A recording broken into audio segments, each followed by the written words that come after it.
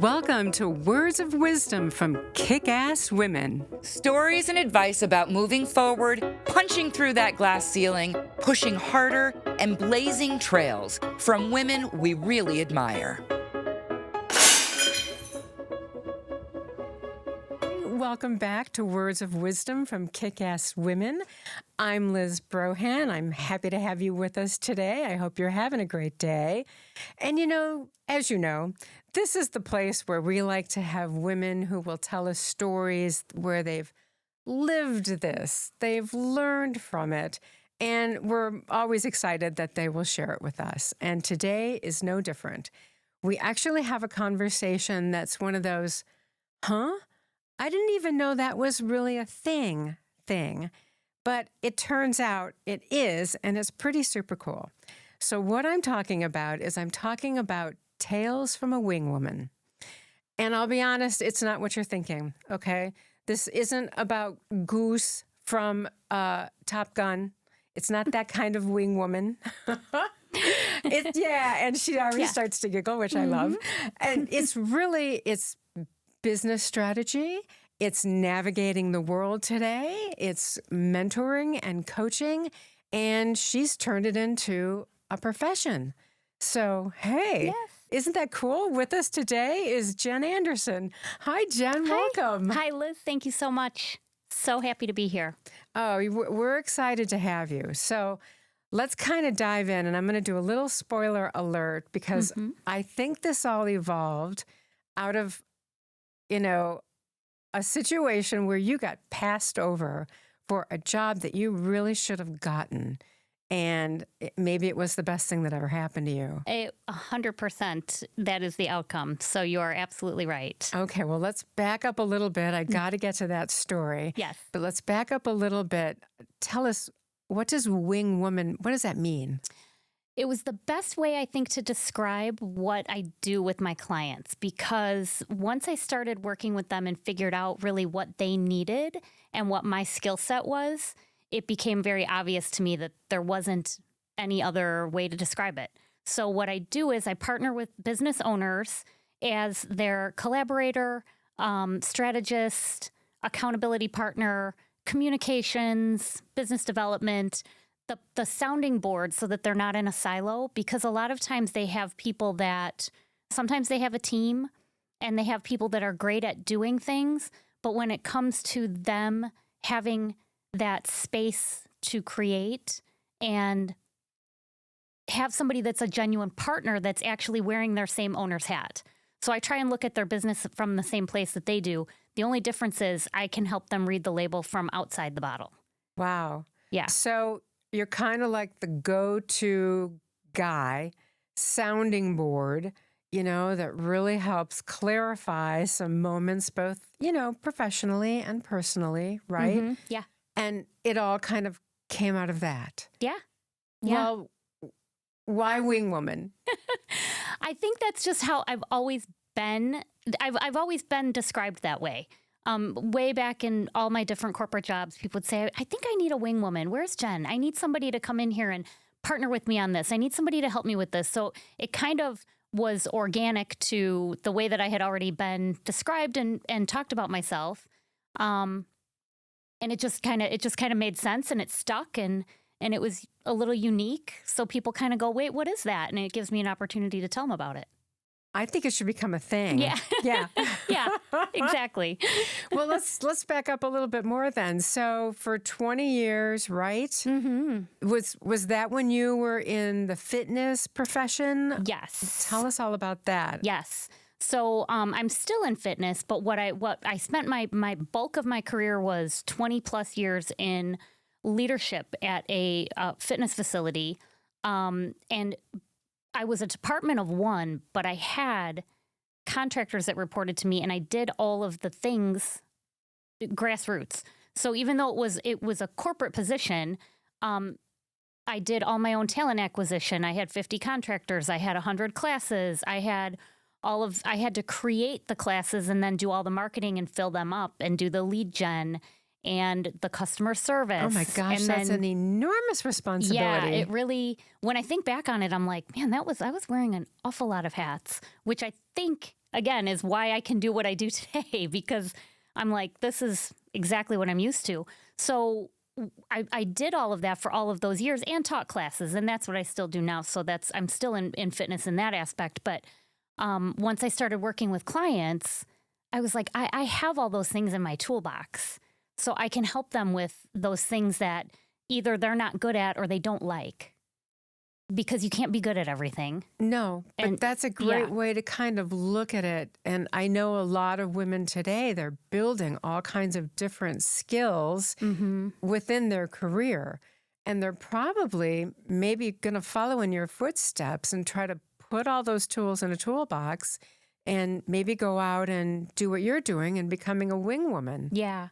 Yeah, and I think one of the things that was done really well where I was leadership development. So that was something that I spent a lot of time working on. It really kind of is, and I'm grateful for that because and I really enjoyed it.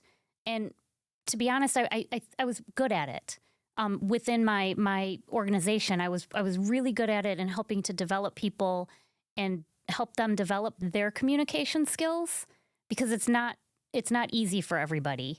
And especially now with, texting, there's no tone on a text, right? There's no tone in an email. So you need to know how to communicate with people so they're going to understand it and receive it. Oh, so for I sure. was able to do a lot of that. So that's, again, what I do with my clients too, is just some of those leadership skills that I can pull from, to help them elevate and become even better than they already are. So when you were in this corporate position and you're wearing all these different hats, who came along and knocked your hats off? Well, there was one spot that was, there was one more spot that I could get to. And that was, I'm ready for that. I'm ready for that job, that position that's open.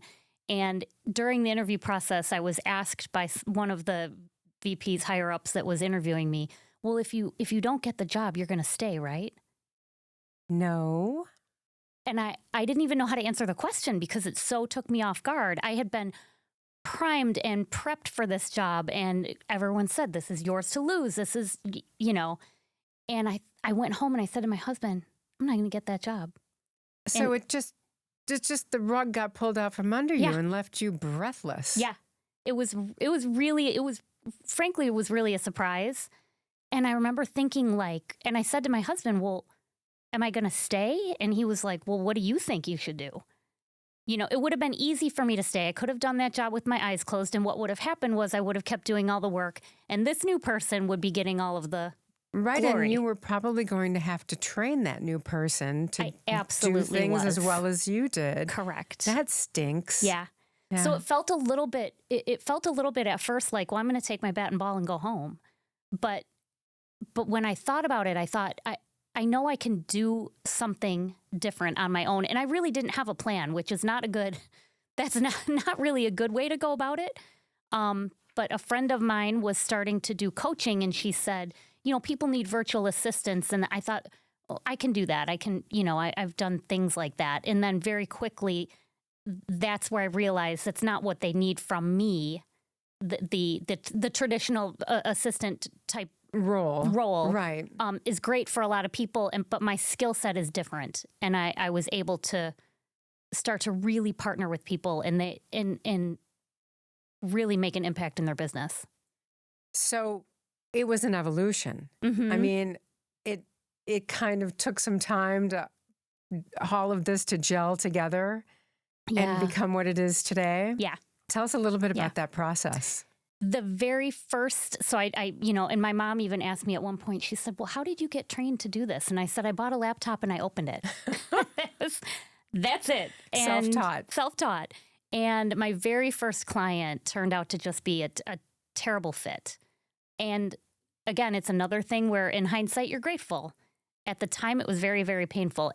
And that's one of those situations where I knew I didn't listen to my gut because I wanted it to work so badly. I know. I've been in that situation. I've had, bad clients over the years. Yeah. There's one in particular that I remember that for some reason we were just not ever on the same page in terms of our communication styles. Yeah. And we would have a conference call every Monday morning at 9 a.m. And inevitably, it would kind of go off the rails and the client would get a little mean and nasty, as clients, feel like they're entitled to do. Yeah. And I was working with this woman on this client, and she used to tell me that she'd get the Sunday night sicks, where you just feel kind of sick in your stomach because you just don't want to face, what's going to start your week off. Yep. And I did not have the guts to fire that client. Yeah. And I regret it. Yeah. But yeah. Good learning opportunity again. I feel like I learned a lot, but we also put up with a lot. Yeah. Yeah. And that's kind of how I feel. I feel like I definitely learned a lot, but the unfortunate thing is I think they could have learned a lot from me too. Absolutely. Because I would ask this client flat out, I am clearly not meeting your expectations, so tell me what I need to be doing, because this is not working. That's exactly and I would just what you do. Yeah. I would just get silence. Oh. Yeah. It was pretty brutal. But during that interaction, I was working with someone, like you just said, there was someone else that was kind of like on the team that we were working with. And I ended up leaving the client. It was a mutual agreement. They were like, this isn't working. And I was like, I can't get out of here fast enough. Thanks. Bye-bye. And the other person that was working on the team and I would kind of commiserate offline and, text each other. And then she said, maybe you and I should work together. And we've been working together ever since. She was my first wing woman client that was meaningful and important to me. Well, that has a happy ending. It really does. I would come home and I would tell my husband, if I could just work with just her, it would be so great. And then she contacted me and said, I think we really should work together, you and I. That's such, I love it when there's a happy ending to a story. But what you're really describing is like the messy middle, right? Where you're either, like you said a minute ago, just going to take your ball, quit, and go home. Yeah. Or you're going to grow. So tell us how that impacts you today. Yeah. It really makes me think about listening to my gut. It reminds me that not everybody is going to be my cup of tea, and I certainly will not be everybody's cup of tea, and that's totally fine.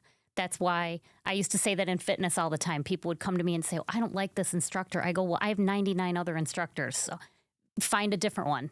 You don't have to like everybody. Exactly right. And, not everybody's going to like me, and that's totally fine. There will be someone else. Every pot has a lid. I've had a business partner over the years, and we were a lot like that. Clients would come to us, and I could tell right away, like, oh, this is a me client, or, oh, this is a her client. Yeah. And we would have to divide and conquer that way because you're right. Sometimes styles are just not going to mesh. Right.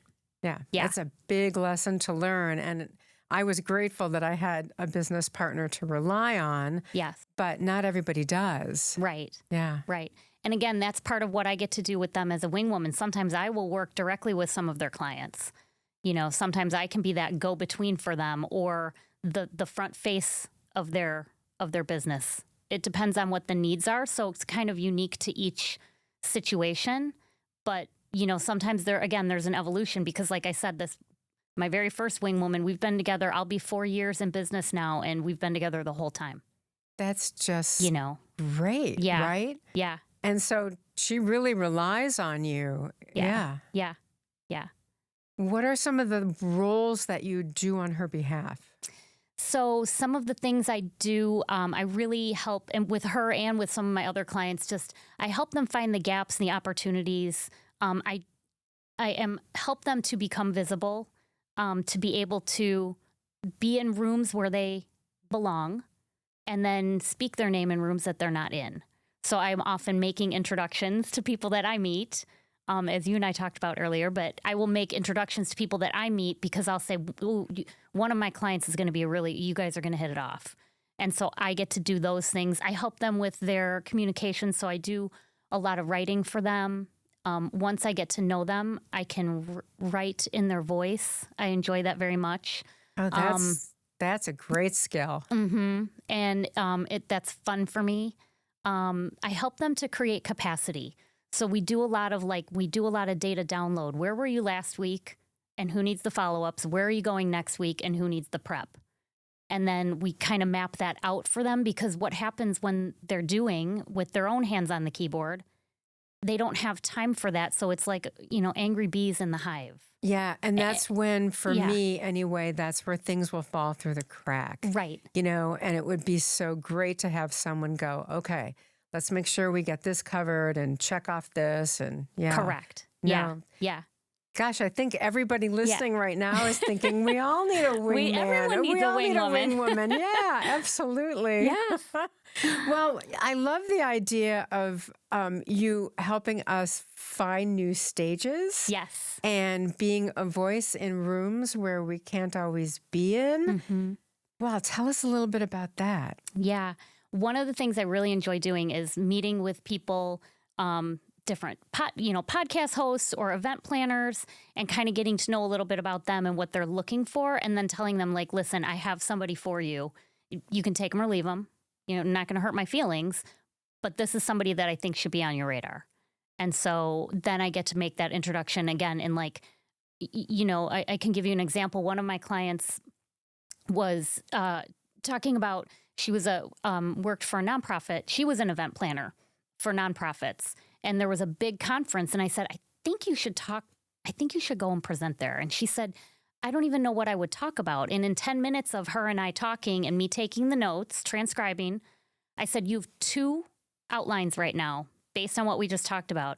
And we pitched them both, and she got them both. And she was on the stage, and there were 50 people in the room, and she got 14 calendar invites. Wow. And then she didn't even think she had a topic that was worthy. She didn't even think she had a topic that was worthy. That is great. Yeah. So that's like, again, some of the fun things that I get to do. I'm like, oh, I think you have a topic that's worthy right now. And in fact, here it is. Yeah. And, that's such an important lesson to all of us, whether or not we have a wing woman who can help us think through all that. Just to envision yourself doing something that you haven't tried before. Right. You should give it a go. Right. Exactly. It's that risk reward.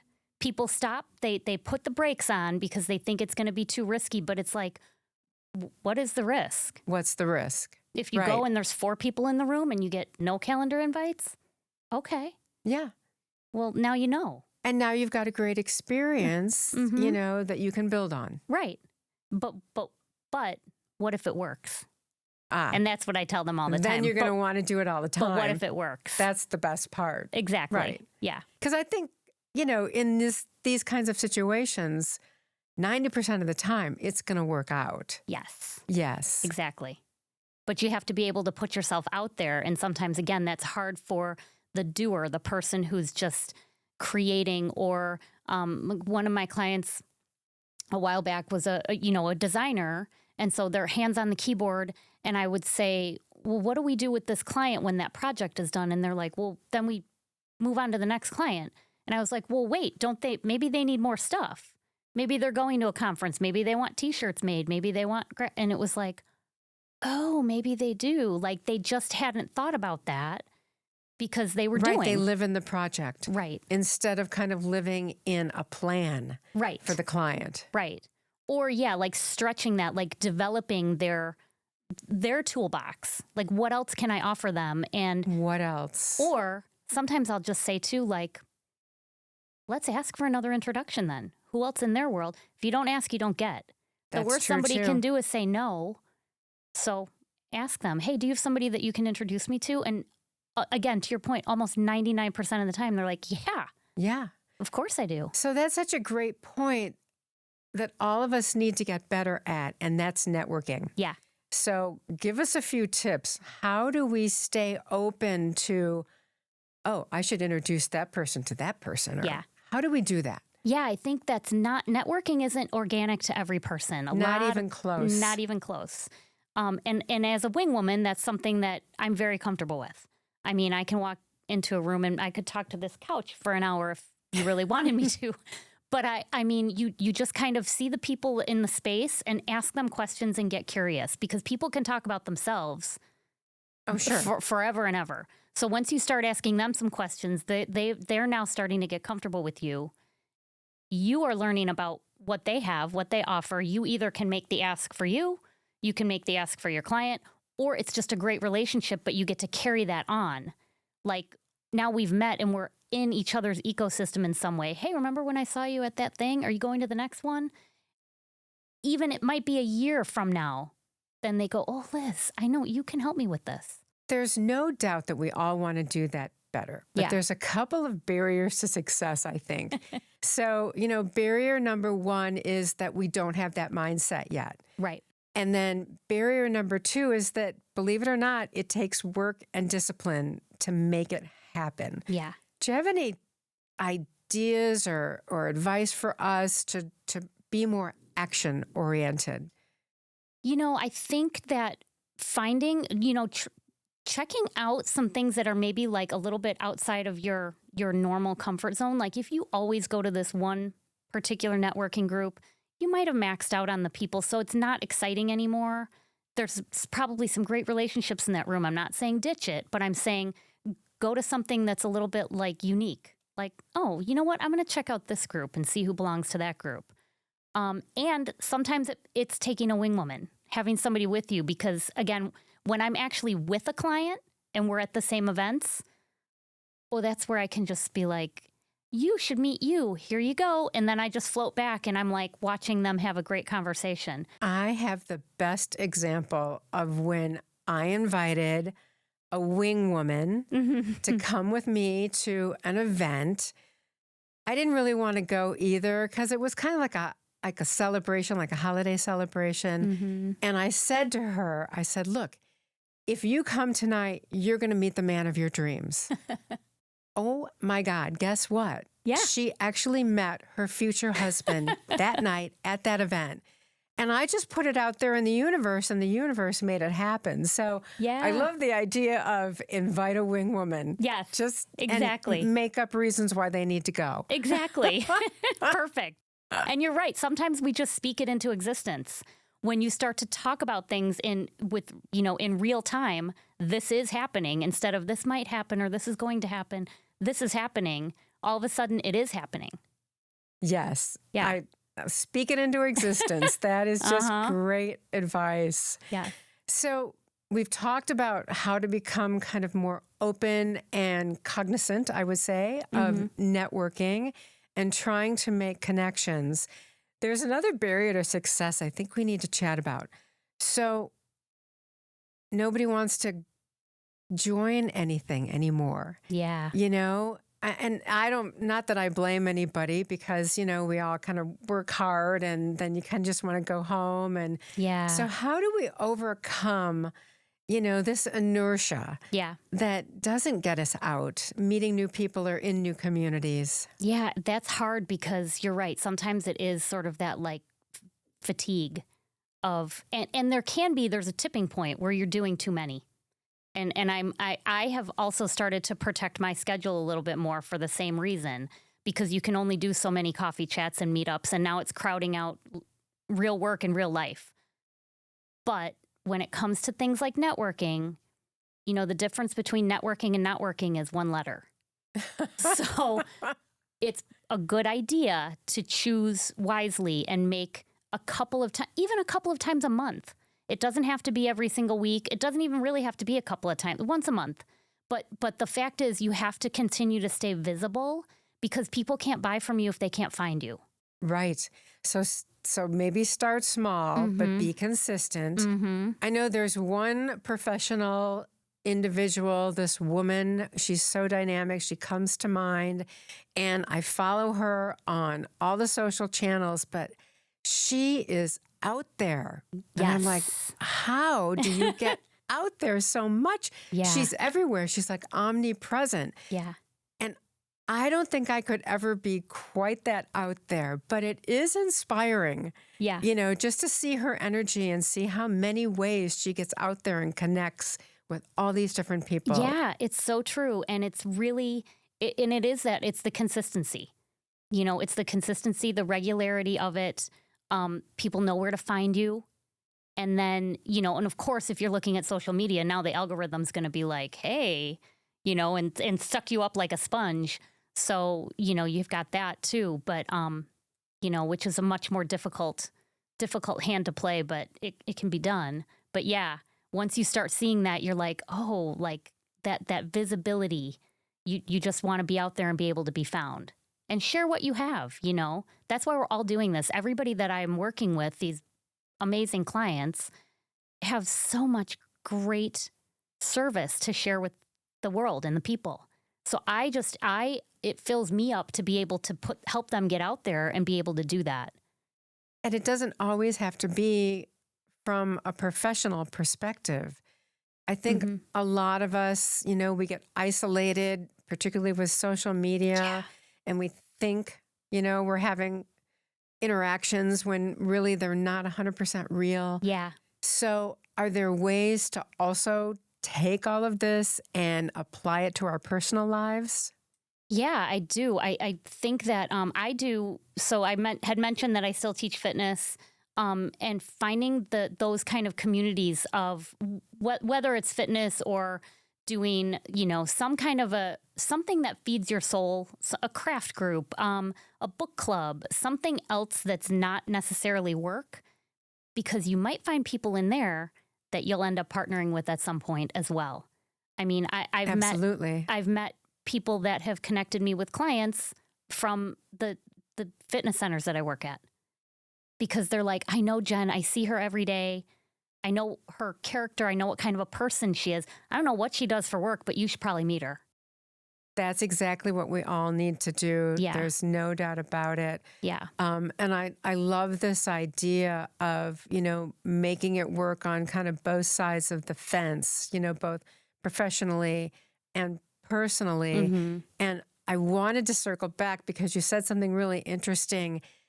I think we need to do it more in person. Yeah. You know? Yeah. I think we got so used to not being able to be in person that became the norm. And I think there's a lot of wonderful... It made us complacent. Yeah, I agree. And there's a lot of wonderful things to that, because I've met people geographically that I would never have met. You know, I met, true. You know, people in Sweden. They came here to Chicago for a visit. I got to meet them in person from LinkedIn. Like, how cool is that? That's pretty cool. And but there also does get to be that 2-dimensional barrier where you do want to go and be in person with people. Absolutely. Yeah. I remember watching, this is going to date me for sure, but I remember watching Star Trek, the TV show, as a kid. Yeah. You know, and up would come this screen and they'd be able to see and talk to somebody on a screen. And I thought, that's not real. That's never going to happen. And now that's all we do. Yeah. Yeah. And, you know, it's the whole life imitating art. But I kind of want to break the cycle. Yeah, I agree. And I do think that's why, you know, I've been trying to attend a few more in-person things. And again, sometimes there's a swing and a miss. That's okay. I have a good story out of it. I met a couple good people. You get to get out and be with other humans in some capacity. And sometimes they're a home run. Yeah. And you're like, this is amazing. Yeah. So tell us a little bit about this wing woman concept. Is really intriguing to me. Would you start maybe developing other wing women? I mean, I know you're very busy just being a wing woman for a lot of your clients, or all of your clients, I should say. Yes. But don't you think this could actually become kind of a profession or the next big idea for women? Yeah, I do. And I have thought about it. So it very well might be something that I would develop, is, you know, a way for people to sort of hone in on their own leadership skills and how they can, you know, support other people in that same way with an elevated sense of, you know, skill and business development. There's a lot of women that are probably my age that are sort of like stuck in jobs that maybe they don't love anymore, or that don't love them back. Yeah. You know? And one of the things that I really love about this concept is, unlike a coach to me kind of sounds passive. You know, like they give you some instruction and then they react to how you did or didn't do it. Right. Wing woman, on the other hand, that sounds action. Yeah, we're doing it together. So when we have our, you know, weekly, you know, debriefs, we come away with action items. A lot of them are for the business owner, And some of them are for me. And sometimes the business owner goes, man, I have a lot. And I go, you know what? I'll take a couple of those this week. Let me do those. But it's that thought of like organizing your brain and your steps to be able to create the capacity to do more. So you're not constantly trying to scramble. And hopefully helping women prioritize. Yeah. Because I think we all struggle with that. We just want to get through the entire checklist. Yeah. But we could sometimes use a little clarification on what is really most important here. Yeah. And one of the things I do for myself is I kind of have my own ritual when I wake up in the morning. But one of the things that I say to myself first thing when I wake up is there are enough hours in the day and you can get everything done. Because I think we just trick ourselves into saying like, I can't. And it's like, whatever I get done today is what is meant to get done today. And it might be 2 things on the list of 20. And that's okay.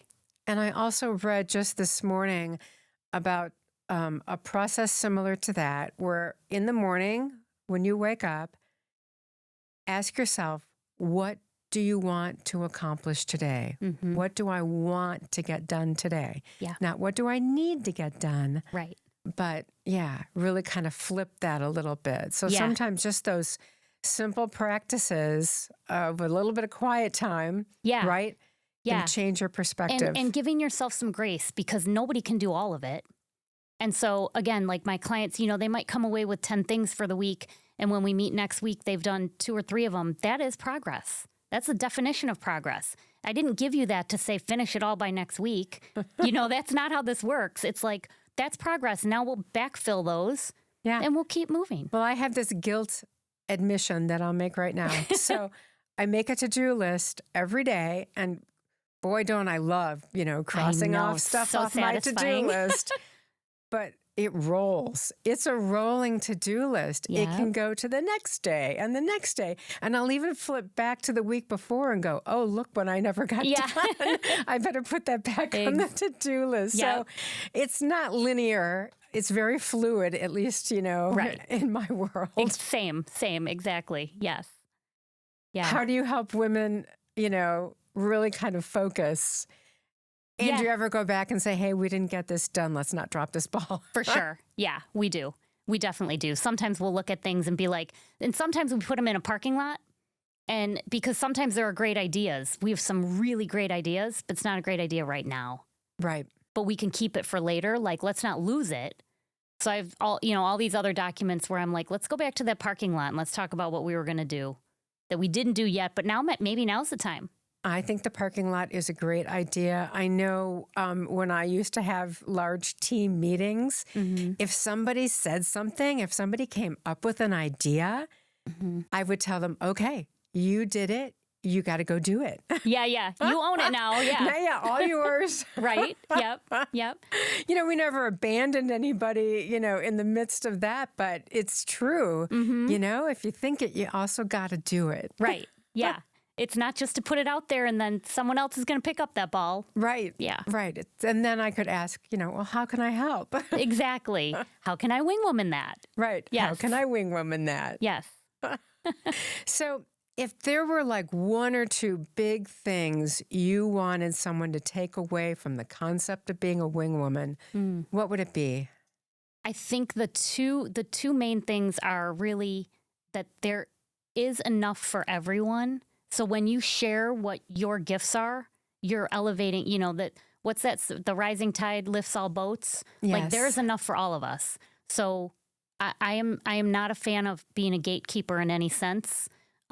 Share what you got because it's going to come back to you. So that's like the number one probably principle of being a wing woman. I'm not gatekeeping anything. If I find somebody amazing, I'm like, you should meet this person right now. This is going to be great.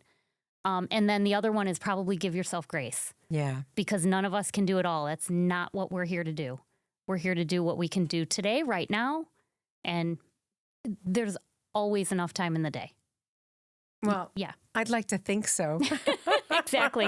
And my main thing is like, well, if my dishes don't get done, well, that wasn't on my list. I mean, what can I do? Put that on somebody else's to-do list. Exactly. Or just let it roll. Exactly. We'll make sure that we get to it for sure. Yes. So now what have I not asked that you would really wish that I would ask you about being a wing woman? Maybe how fitness plays into what Well, I there you still go. That's do. a great idea. How does all that connect? So I do spend, like I said, I still teach fitness, and I spend a lot of time talking even with my clients about what I do and what they do, because I'm a really big believer that moving your body helps you with a healthy body is going to help you have a healthy business, because your mind gets to open up and get that creative space. You don't have to be doing crazy hard workouts. You can go for a walk. But there is, I think people underestimate how important it is, especially like you said, we're all, if we're remote and we're working and we're solitary, you need to get up and move your body. And you need to be doing something that gives you that satisfaction. And when you sit back down, you're like, wow, I'm ready. I'm fresh. Yeah. So those two things, I think, of the fitness of your business and the fitness of your body, I think are directly connected. I absolutely would agree with all of that. I'm one of these people that does like to work out, but I'll be honest, I don't always get to it because you want to do it at the very beginning of the day, right? Yeah.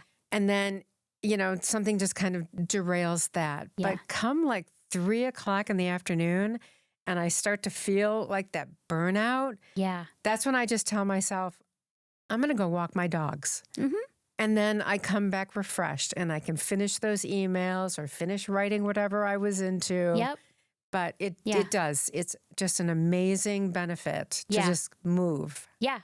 And some days I'll say I can take a nap or I can take a walk. And 9 times out of 10, I'll take a walk or run.